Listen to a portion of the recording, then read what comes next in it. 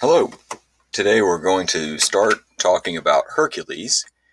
And, typically in the classroom setting, I'll ask kind of what it is that you know about Hercules, what you've heard about Hercules, and just details that you might know. And so, obviously in this setting, we don't really have the way of doing that. But I'll be thinking about that as we go along because there are going to be, depending on where your source material is, if it's, the Disney Hercules, which is, certainly a great film in terms of being a film, but not really an accurate depiction of Hercules' life. So just keep in mind now, if you've read some mythology, then you're not going to have as many things that you go, oh wait, that's not right.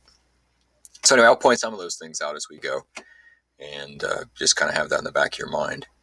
Well, we talk in terms of Hercules. Well, Hercules is really the Latinized form of Heracles, and Heracles is the Greek kind of original version of his name, and it means glory to Hera.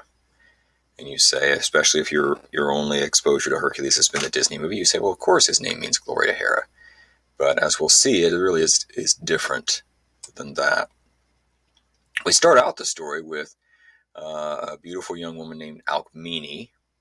And unfortunately, when we start out these stories, you kind of know where these are going to go. But she is engaged and then married to a man named Amphitryon.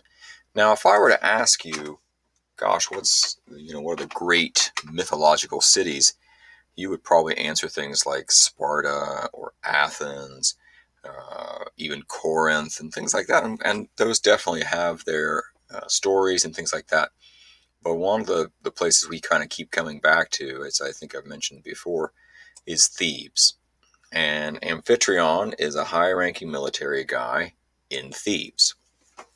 Now, they get married, but then Alcmene says to Amphitryon, listen, we are not going to have relations until you go to get revenge for my brothers. Some people had killed her brothers. She wanted to see that her brothers' deaths avenged. And she says, so no sexual relations until you get revenge for my brothers. And so he's pretty motivated, as you can imagine. And he leaves, sets out on a journey to go and find the people responsible and bring them to justice. Thebes, as I mentioned earlier, this is where they live, and this is one of the so many interesting stories, mythological stories that come out of Thebes. Oedipus being one, the whole story of Dionysus and Pentheus. There's just a lot of interesting things that come out of Thebes in terms of stories. Now, Zeus, and you knew he was going to show up here at some point, he notices Alcmene, and we've talked about different stories where he will take the form of some animal or the form of a bird, or you'll remember the golden rain with Danae in the Perseus story. Well, in this case, he kind of outdoes himself, I guess you'd say. He pretends to be her husband, and he watches and he kind of sees when Amphitryon should be heading back, and he scoots down just a little bit earlier than that, knocks on the door. Alcmene comes to the door. Hey, I'm home, and now we can consummate our marriage. And she says, oh, that's great. I'm so glad you got revenge for my brothers. And so they have relations, and being Zeus, he stretches this one night into 3. And then he departs. And there is a play, a Greek play, kind of a humorous take on this, where as Zeus is going out the back door, Amphitryon's arriving at the front door. And of course, he knocks at the door, and she answers the door. I'm home. I got revenge for your brothers.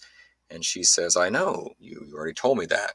And he says, well, I just got off the boat. How could I have told you that? And she says, well, yeah, you told me. And remember, we had relations, and, it seemed like 3 nights. And he's, wait a minute, that wasn't me. And so he's pretty sure that she's cheating on him, that she has cheated on him. And he decides, because of her unfaithfulness, that he's going to burn her on an altar.